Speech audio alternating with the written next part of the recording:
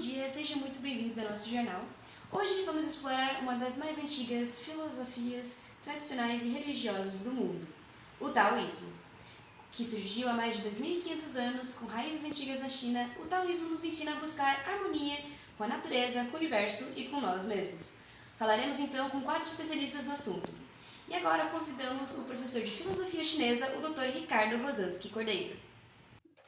O taoísmo é uma tradição religiosa e filosófica antiga, logo tem origens remotas e de difícil acesso histórico.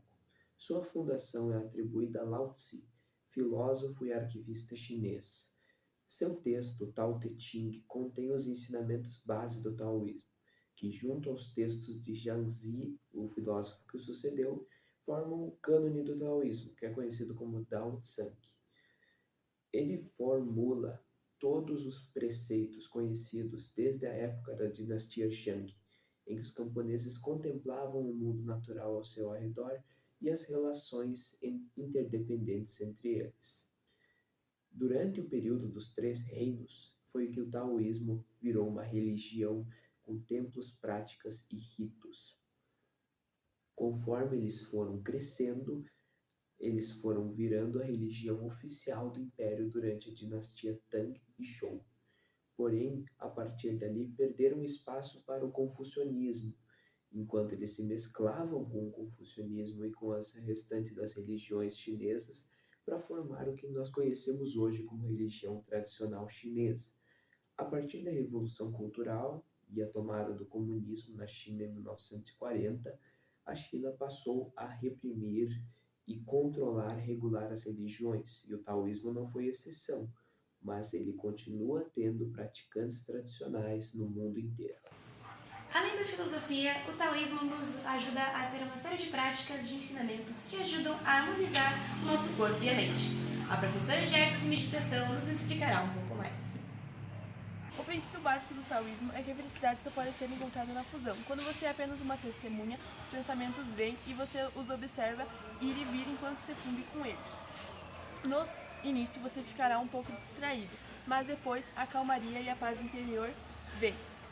Você não precisa ter uma razão externa para a felicidade no taoísmo. Ele pode ser feliz em tudo que faz.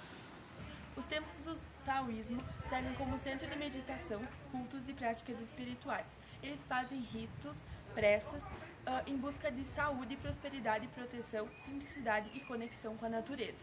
O principal templo do taoísmo é o de Beiyue, onde encontram-se as relíquias e esculturas em pé.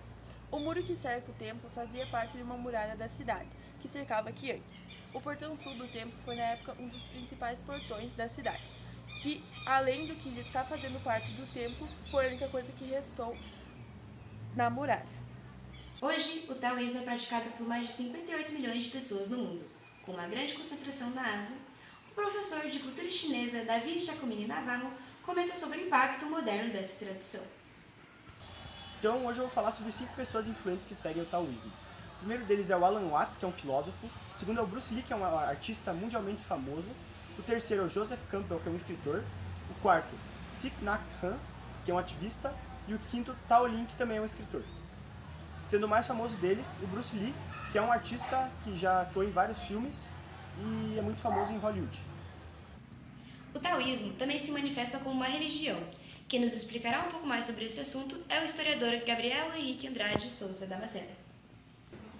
Indo um pouco para os praticantes do taoísmo em si, são mais ou menos 58, em torno de 20 milhões a 60 milhões, principalmente focados no Sudeste Asiático, por exemplo, a China, que é o principal por conta da cultura, e também no Japão e na Índia. Entretanto, há uma diferenciação por conta da cultura, são um dos principais focos da filosofia ou religião taoísta.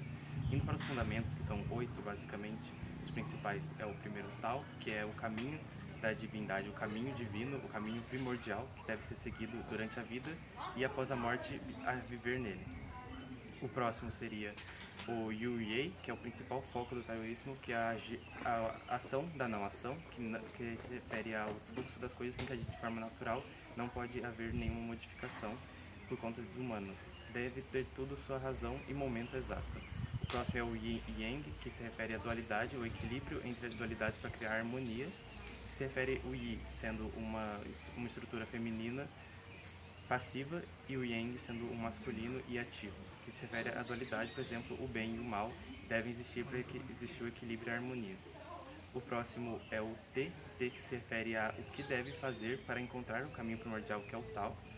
O quinto se refere à imortalidade, que é a continuação espiritual, que após a morte ainda há o próprio caminho, que é o Tao. Tudo se refere ao Tao e o Yei no taoísmo.